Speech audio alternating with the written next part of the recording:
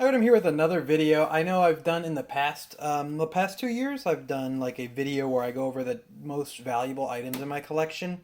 That list hasn't really changed too much, so I don't want to just tell the same stories over and over again. So I kind of picked out a group, I think about 10 games, kind of different stories for each game that are interesting, of some valuable games I owned that I got for really cheap or that went up in price after something. So I figured I'd just kind of go with it this year and maybe go through some stories that I haven't told a million times on the channel. Once again, just before I start this isn't some kind of wealth flaunting thing, or I'm not trying to really brag. I think the stories are fun. Big part of game collecting, game hunting is being able to get a great deal on something. So it's just kind of what I'm going for here. So we'll start out with a garage sale find. $1 got me a copy of Egg Elemental Gimmick Gear for the Dreamcast. So I am going for a complete Dreamcast collection, and this was one, of course, I had to get, and it was great to be able to get this at a garage sale. So kind of the backstory on this one is that I went to this garage sale. This guy was always having garage sales, and I got stuff from him before. He did storage cleanouts. I think he's out of the game now, but he did storage unit cleanouts, and he always had a ton of stuff. He had like a garage sale every year where he would have this huge tent, and I think he'd have like two huge tents and then like two garages full of stuff. So at this same sale, I got a blue Game Gear for $1, and I got this here for $1, a copy of Egg. So just kind of a fun story, interesting game, very weird game as well. But yeah, just kind of a fun story that started out at a garage sale. Kind of changing lanes from a completely different way of getting a game. This is a game when I got this, it really wasn't even valuable. Fragile Dreams, Farewell Ruins of the Moon, and this is sealed, too, which adds to some of the value. This is one of those games I just never got around to playing, and now it's valuable, so kind of don't want to open it. I'm just going to keep it sealed and, yeah, I don't know, find out another way to play it if I ever really am dying to, I guess. But I got this. The publisher is Xseed, who's just a company who brings over smaller Japanese games and publishes them here in the United States and North America. And I just got this on their website when so 2013, early 2014, I was just really trying to finish that Wii collection. I had most of the stuff I wanted, but I was just kind of grabbing anything I thought was interesting. And this was one of them. It was a game I couldn't find, but then I just saw that Xseed, the publisher, on their website just had a copy of this game for sale for $20. So I grabbed that and just added to the collection. Never got around to playing it, and now it's a pretty expensive game, and mine is still sealed. So just an interesting story. It's a funny garage sale find, kind of piecing stuff together. The Genesis game Elisa Dragoon. So when this was 6 years ago, got my Sega Master System, I got it complete in box at a garage sale with a bunch of box games for $50. And when I asked if he had more game stuff, he told me he had just the boxes for some Genesis games. He didn't know where the games cartridges were. So he brought out this box. I think I paid $3. It ended up being I paid, I think, like a quarter a piece on these. So he brought out the box of... I still have a lot of these Genesis cases. It was quality stuff, and this was one of them. And I was able to get the cartridge at this weird... It was a weird game store in Pennsylvania. I don't know if it's still around. That was half video game store, half vape shop. And I was able to get the cartridge for $25. And now this is, considerably higher in value, but just kind of cool to have. It is complete, and it's an interesting game, but I just thought that was a interesting story as well. So this one's from a private deal, a guy my dad used to work with, who told him he had some Virtual Boy stuff. So I got his Virtual Boy and his game collection, one of which included Waterworld, which is probably second or third, I think third most expensive Virtual Boy game. I mean, it's like over $200 cart last time I checked, which is really weird. It's a Virtual Boy game, so it's already inherently not very good, and it's Waterworld, so it's also just not very good in general. I do appreciate, though, that Ocean published the game of Waterworld, but the Virtual Boy lot, I don't remember how much. It was either $150 or like $200, so great deal already. But that being one of the games is pretty cool.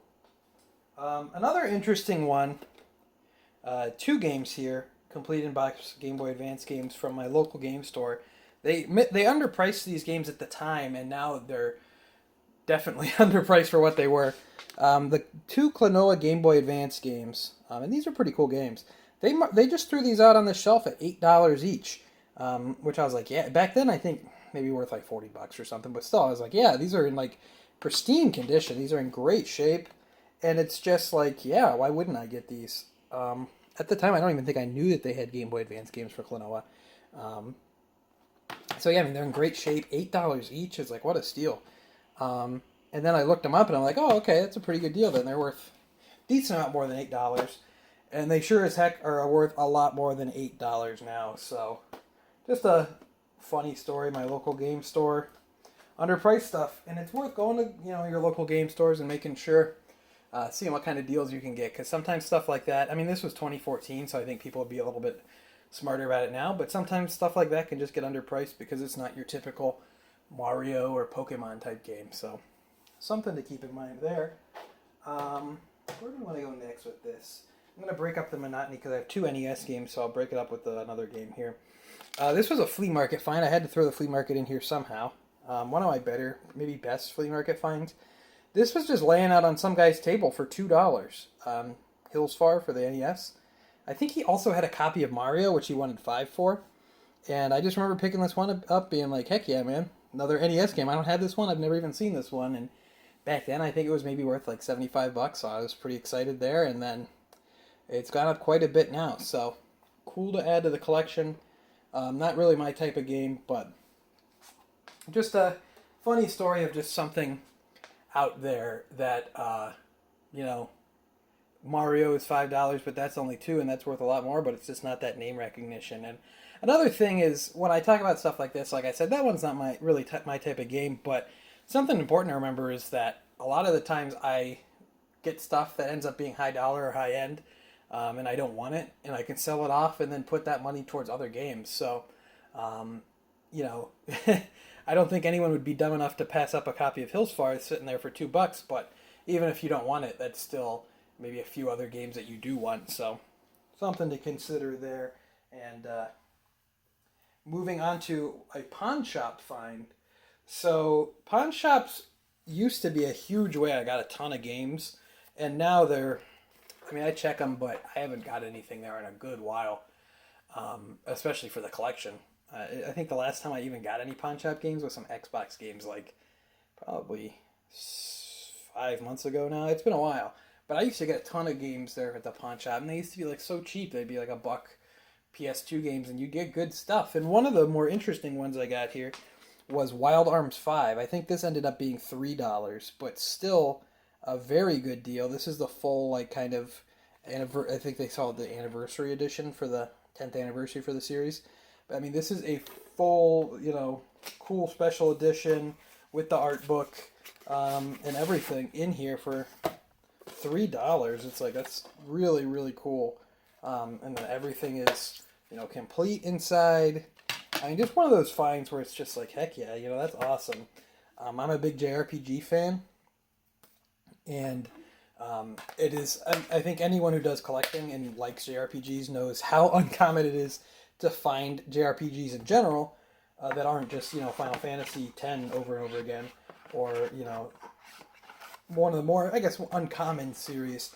But not only to find that, but to also find it, complete with a special edition for cheap, in good condition and everything. So, I mean, that's just another really cool find. I mean, $3 is such an insane deal for this, even back then, but it's certainly now. So this is a fun one. And then I think I'll wrap it up here with Wayne's World on NES. So, yeah, this is a pretty valuable NES game. And I got a game lot. It was a Super Nintendo where the Super Nintendo was in the box, and then it had an NES and then a handful of SNES and NES games. And it was at a garage sale from an Ask. And I asked them how much they wanted, and it was like this kind of older lady. She said, I don't know, how about $20?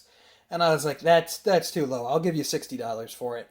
Not even seeing that the Wayne's World was in there at the time. I probably would have offered more if I would have known that. But she was thrilled with it. I was content with paying 60. I don't want to rip anyone off. And then when I found out Wayne's World was in there, when I dug through it later, I'm like, holy crap, that's awesome. But yeah, one of those games, like, this is a really bad game. I tried this one out. It is not good, but it's just one of those things where it's like uncommon game, late release. Wayne's World came out, what, like 92? So Super Nintendo was out by then. So it's just one of those things where it's like, all right, weird game that exists and pretty uncommon. I mean, who was buying that? So yeah, I hope that I spared you the story, the same stories you've heard over and over again. And if you haven't heard those stories, I mean, there's some really fun ones in there. Check out. I'll put it up in a card at the top. The how did I get the most expensive games in my collection? Because there are some good stories in there, but I don't want to repeat the same stories for a third year and maybe add like one new game that made it in the list. So I figured I'd just kind of highlight a couple random games, a couple interesting stories. If this is something you like, maybe I could do it more than once a year. If you enjoy the more just random stories of collecting and getting high end games for cheap, let me know. But other than that, make sure to leave a comment down below. What are some of your favorite stories of random games that you got that are, ended up being expensive or were expensive that you got for cheap? Follow me on Twitter at Objo Gaming. Leave a like if you enjoyed because it really helps out. Subscribe if you're not already subscribed. And until next time, I'd like to thank you for watching.